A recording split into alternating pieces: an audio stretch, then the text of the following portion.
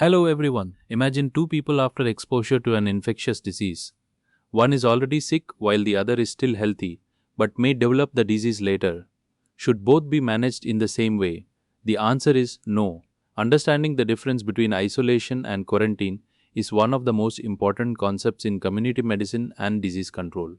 Let us understand these containment strategies in a simple and systematic way. Isolation and quarantine are important secondary prevention measures used to interrupt the spread of communicable diseases. Isolation separates infected individuals while quarantine restricts exposed individuals before they become infectious. Together, these measures help break the chain of transmission and protect the community from outbreaks. Before understanding isolation and quarantine, we should know three important time periods. The incubation period is the interval between entry of the infectious agent and the appearance of the first symptom. The communicable period is the time during which an infected person can transmit the disease to others. The serial interval is the time between the onset of illness in a primary case and a secondary case. These concepts help determine when isolation and quarantine should begin and end. The incubation period has many practical applications. It helps identify the source of infection, guides contact tracing, determines the duration of quarantine, assists in outbreak investigation, helps plan post exposure immunization, and even provides information about disease prognosis. In public health, many decisions depend on knowing the incubation period accurately.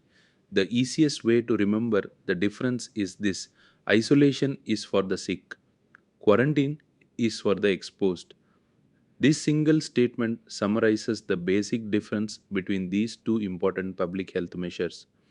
Isolation means separating infected persons during their communicable period so they do not spread the infection to susceptible individuals.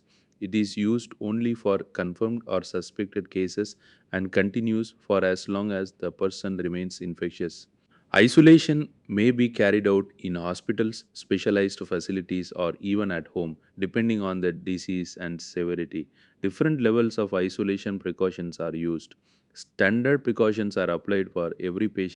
Contact precautions are used for diseases spread through direct contact. Droplet precautions are used for infections transmitted by respiratory droplets.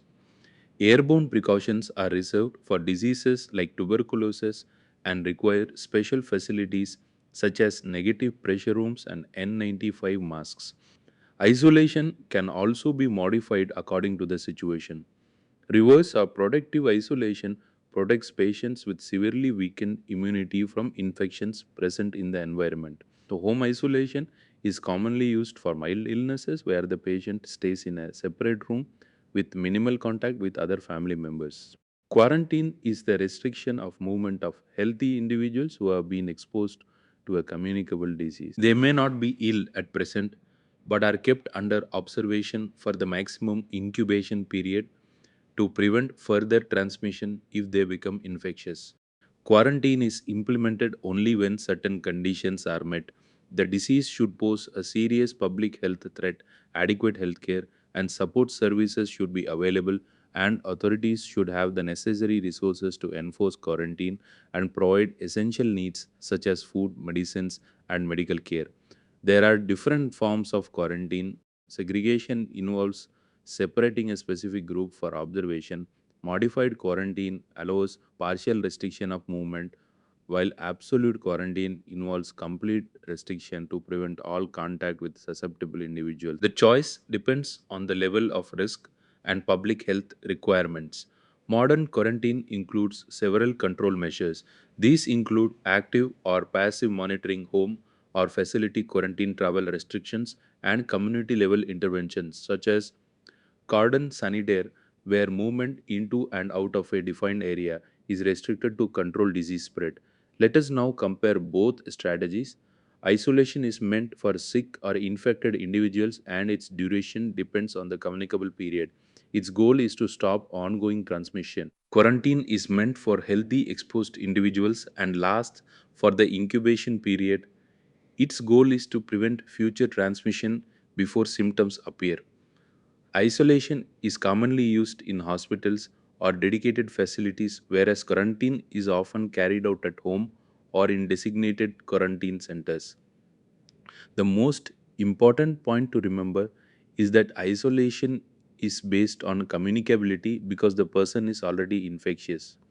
Quarantine is based on the incubation period because the exposed individual may develop the disease later.